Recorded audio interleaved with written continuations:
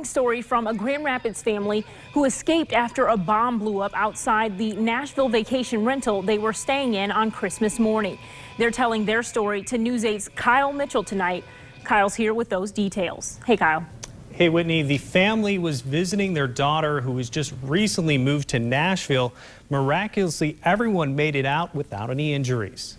6:30 Christmas morning, out of a dead sleep, the explosion went off.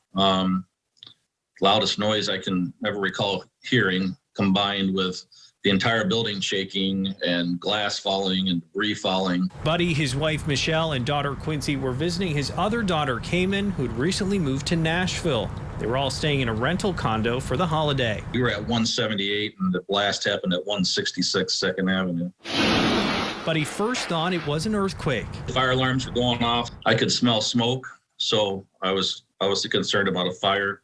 So I yelled to my daughters down the hall, my wife, there's smoke, we got to get out of here. He was disappointed on the trip down when he realized the unit they rented was on the back of the building. That ended up being a blessing, the explosion shattering the entrance. When we came out of our condo, all those doors were completely gone. They were obliterated. There was nothing left, just glass and wood.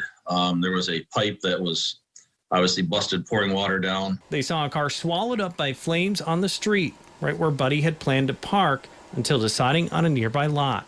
We started to hear the officers yelling for us to get out and go and go. My wife and my daughter Quincy, neither one had shoes on, so they're bare feet.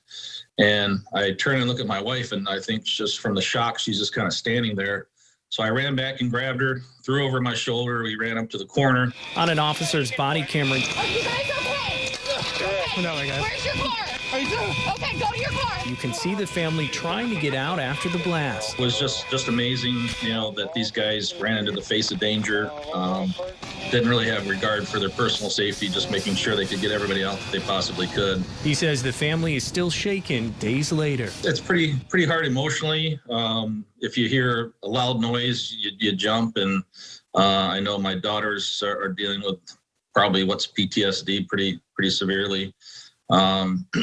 It's just something that you also keep replaying in your mind, waking up and hearing that, and then you go to the scenario of if the building had collapsed, we would have died, or we could have been trapped under concrete and steel.